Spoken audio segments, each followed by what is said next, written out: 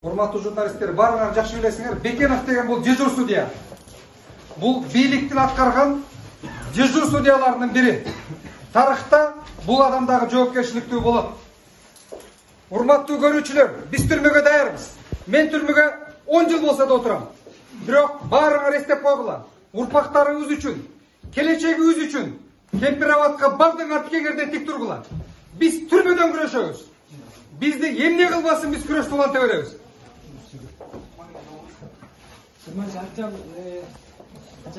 20 декабрга чейин камашты бизди. Биз түрмөдөн күрөшөбүз керек болсо.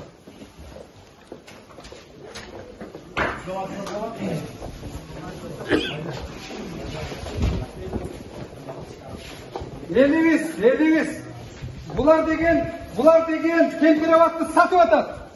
Биздин келечегибизди сатып атышат. Биздин намысыбызды